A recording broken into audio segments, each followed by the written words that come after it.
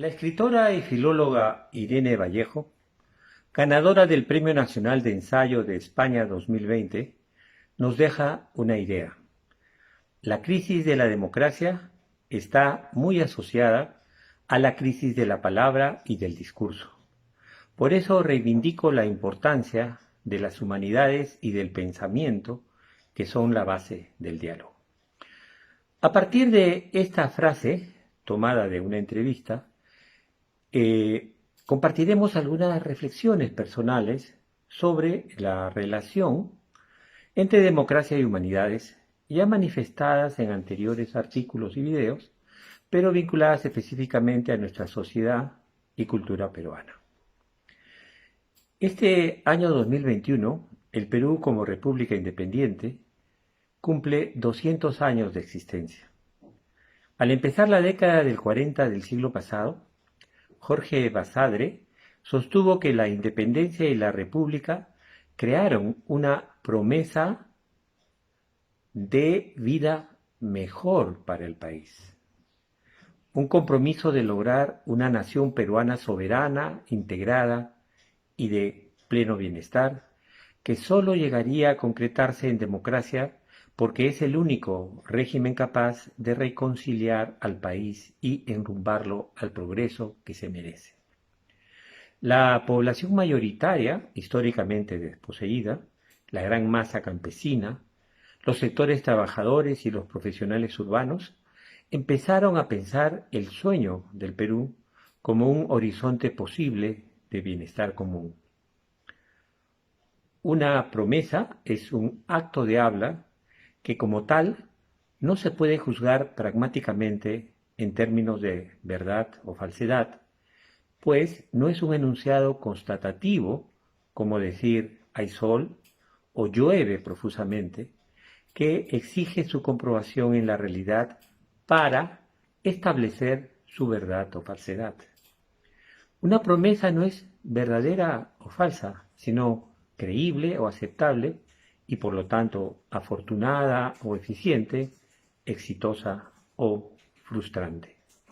Esa promesa incumplida no es exclusiva de nosotros los peruanos, sino de toda América Latina, si observamos el escenario común de crisis, desigualdad e injusticia. La pregunta que desde las humanidades nos formulamos es la siguiente: ¿por qué esas palabras empeñadas colectivamente no han podido cumplirse o cuál factor impide su realización plena? Las perspectivas políticas, económicas, legales, financieras, etcétera, que han intentado resolver estas interrogantes han fracasado porque precisamente han obviado su naturaleza verbal como promesa.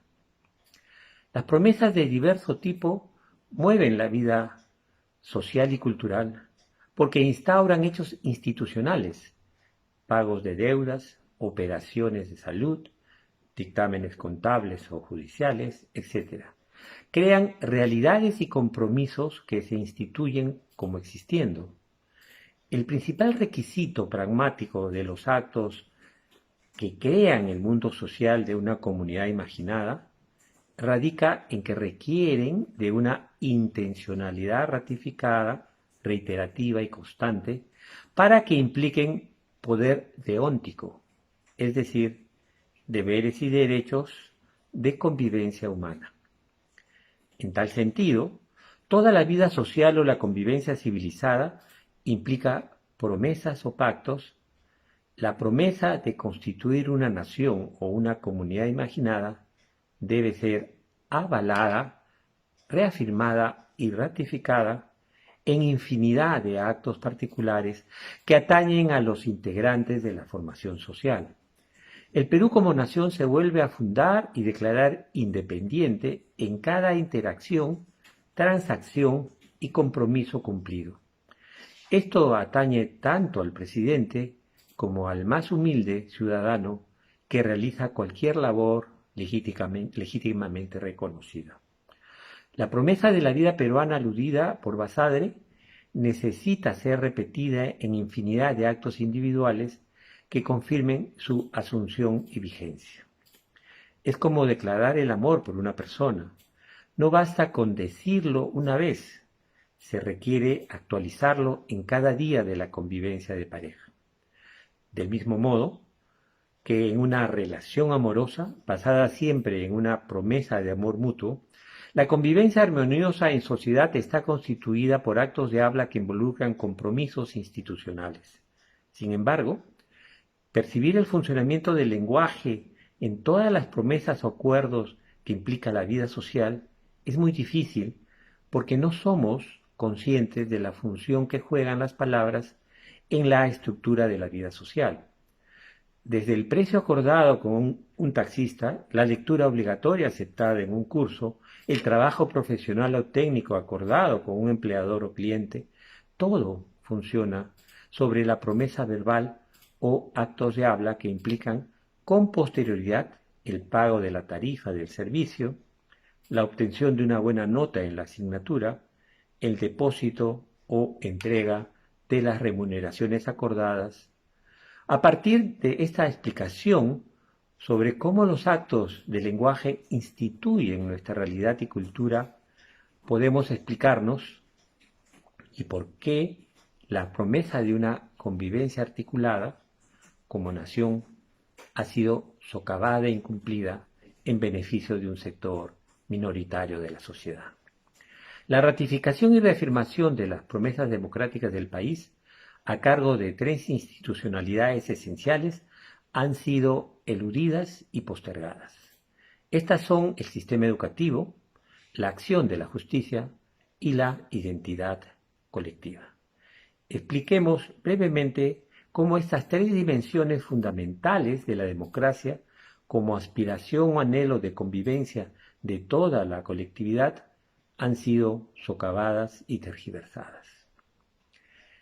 El primer siglo posterior a la independencia no significó una modificación sustantiva del Perú bajo la colonia española. Las primeras décadas del siglo XX, después de la crisis nacional por la Guerra del Pacífico, implicó el inicio de un periodo de modernización. Esta adquirió un sentido de gran movilización cuando fue asumida por las grandes masas indígenas y rurales de todo el territorio. Las migraciones del campo a la ciudad y la reivindicación masiva de la educación, escuelas, en todas las regiones, fue un factor más determinante para el cambio del rostro del país que la apertura a la inversión extranjera asumida por los minoritarios sectores privilegiados nacionales. La modernidad como modo de vida se fundamenta en el afán de desarrollo del individuo, en el conocimiento y el trabajo, que reemplazan diferencias de sangre, creencias sobrenaturales y privilegios hereditarios. La demanda de escuelas y el crecimiento de las mismas en todo el país expresan el deseo de los sectores populares andinos de asumir la promesa de una nación articulada y orientada hacia el desarrollo. De ser una nación con más del 90% de analfabetos en el siglo XIX, el Perú en su conjunto se orienta hacia la educación como un gran mecanismo de cambio social y económico. Esta afirmación se puede confirmar si observamos cómo la tasa de analfabetismos en el Perú fue bajando del 57.6% en 1940 a 5.59% en 2019. 38.9 en 1961, 27.2 en 1972, 18.1 en 1981, 12.8 en 1993, 6.2 en el 2012. Hasta inicios de la década del 70, la educación pública fue la gran palanca de ascenso social generadora de un sector progresista conformado por sectores medios y populares que cambiaron el rostro del país. Este sistema al institucionalizarse fue el primer factor de ratificación y reafirmación del pacto social hacia el desarrollo que posibilitó que la nación empezara a configurarse como comunidad imaginada. Los sectores conservadores y privilegiados percibieron que la educación democratizaba el ejercicio del poder y el manejo del Estado. En tal sentido, con la reforma educativa del 72, se inicia un proceso de desmantelamiento y privatización de la educación nacional que convirtió este sistema de ratificación de la promesa de desarrollo en un mecanismo sustitutorio del régimen nobiliario colonial anterior, al servicio de la mediocridad y la corrupción. Así, a partir de los 80 del siglo pasado, los presidentes del país dejaron de pertenecer a las familias oligarcas al provenir del sector profesional medio, arquitectos, ingenieros, abogados, economistas, etc., de modo que la sustitución de lo meritocrático por la retórica y lo corporativo en la renovación de los gobiernos aparece como el gran logro del populismo y el asistencialismo. El Perú empezaba, otra vez, de nuevo con cada grupo oportunista que llegaba al poder estatal y con un presidente caudillo como pantalla que, si tal vez sí se hubiera formado como un profesional de calidad, no hubiera permitido tanto robo. Pero, si el mantener la ignorancia y el miedo al conocimiento permiten que la enfermedad de la pobreza y la corrupción se mantengan y avancen, eso solo no basta para destruir la promesa de nación, pues se requiere de otro factor esencial, la impunidad. El sistema de la justicia, infiltrado por falsos jueces o magistrados, titulados por universidades negocio o filiales de partidos populistas, ha sido el complemento crucial para que la promesa de la vida moderna y democrática se devalúe hasta perder su valor como institución o alternativa de convivencia social. En sucesivos gobiernos hemos apreciado cómo la justicia en el Perú ha estado al servicio de los grupos económicos, de la corrupción institucionalizada y la delincuencia de cuello y corbata. Si un minero ilegal depreda sin remordimiento la Amazonía, si aserraderos clandestinos talan indiscriminadamente árboles en la selva virgen, si ingenieros ambiciosos no controlan los términos técnicos de una obra pública porque han inflado por coimas los presupuestos, no se debe solo a que pasaron por la educación sin importarles la promesa que implica para una nación con millones de pobladores en situación de pobreza extrema, sino porque el crimen da dividendos, dinero y al final continúa impune. Es decir, el modo de vida respetuoso de los demás, guiado por valores cooperativos y solidarios, se devaluó ante el egoísmo y la irresponsabilidad que dañan al prójimo. Todo esto ha configurado la inviabilidad de nuestro proyecto de nación y la ausencia de una identidad, perpetuando la división y confrontación fratricida entre la pluralidad social y la heterogeneidad cultural de nuestra formación social.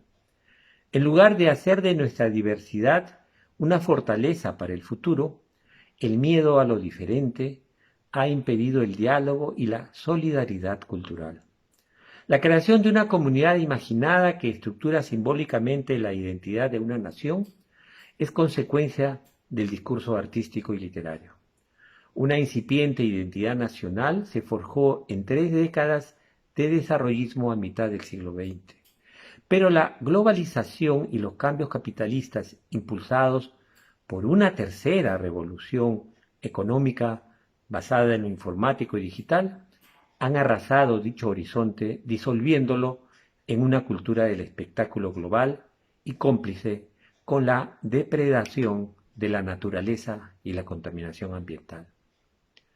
No ha sido casual que las humanidades y la formación artística hayan sido dejadas de lado en la educación por considerarlas inútiles e innecesarias.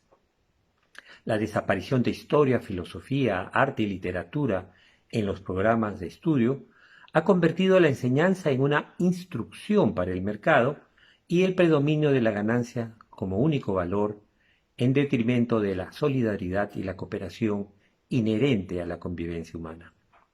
En tal sentido, la comunidad académica humanística debería defender la educación artística y literaria por constituirse en escuela de libertad y la tolerancia, indispensables para la transformación de nuestra pluralidad social y heterogeneidad cultural en una comunidad imaginada e identidad nacional.